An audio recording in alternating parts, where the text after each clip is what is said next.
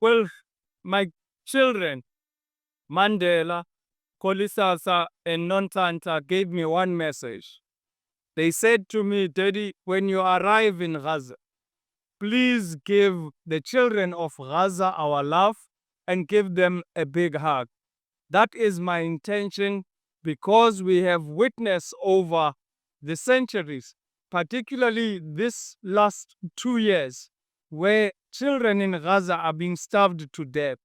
And we want to ensure that they know that we have not abandoned them. Governments may have failed them, international institutions may have failed them, but we, as the humanitarian activists that have rallied behind the global Sumud flotilla, will never abandon them and we will never fail them. We understand the desperate attempts of apartheid Israel's regime. They sought to break our morale. They sought to instill fear amongst our participants. We want to say from the 77 years the Palestinians have lived under this catastrophe, this genocide, and this ethnic cleansing, we have watched them remain resilient and steadfast. And this is what keeps us going. We have always, from the Mandela family, and most importantly, from South Africa, because of understanding very well that this freedom we enjoy today has been because of the international solidarity movement that rallied behind our anti-apartheid movement. Therefore, we have become the voice internationally of the oppressed and the most vulnerable nations across the globe. We will continue utilizing our voice to bring about the necessary change. We then mobilized again through the global march to Gaza, where we mobilized over 4,000 activists from 80 different countries to come to Cairo.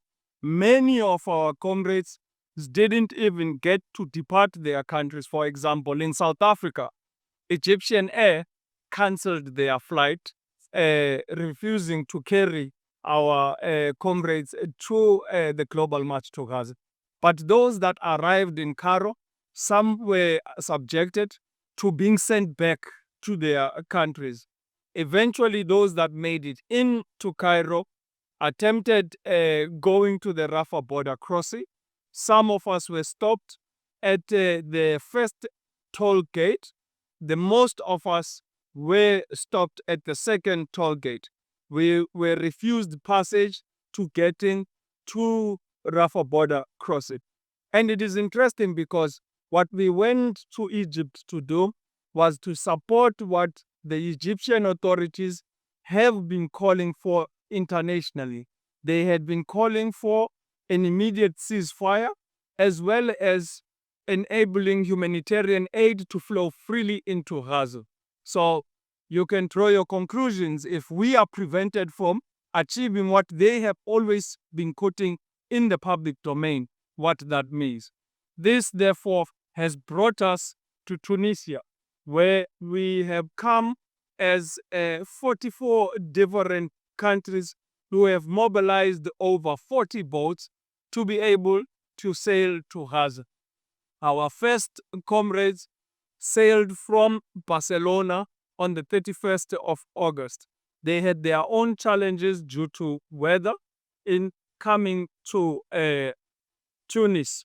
But many of us are happy for having been able to come here, particularly us as South African delegation. From the southern tip of Africa, we have been able to journey to the northern tip of Africa. We recall that the founding father of our democracy and our global icon, His Excellency President Nelson Mandela, in February 1962, he journeyed to Tunisia to build an everlasting relationship forged in struggle and in solidarity.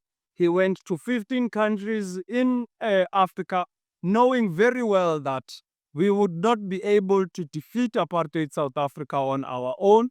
We needed to mobilize the international community. In this regard, we are happy to be here, and we must take this opportunity to thank all the Tunisian people and the government leadership that has received us with warm, open arms. We will forever remember our experiences here in Tunisia. Is not only representing itself, it represents us as a collective being Africans first and foremost. As you know that the Tunisians have always been supportive of the Palestinian struggle. You will recall that in 1982, when the Palestinians in Beirut were under duress, they sought a refuge and came to find a home here in Tunisia. And therefore, Tunisia has always been in the forefront in supporting the Palestinian struggles. We are united as Africans, right from the southern tip of Africa in South Africa to the northern tip of Africa being Tunisia. We speak with one voice and we are united behind the Palestinian struggle. You will recall that when the African Union enabled apartheid Israel to have an observer status, it was Africans that came together to revoke that status because we stand in solidarity with our brothers and sisters in Gaza and in Palestine. We therefore want to say that we will never abandon our brothers and sisters in Gaza. We will continue soldiering on. It was my grandfather, President Mandela, who said, our freedom is incomplete without the freedom of the Palestinians. Therefore, let us all mobilize within our families, within our communities, within our towns and cities, and ensure that we become one formidable voice behind the Palestinian struggle.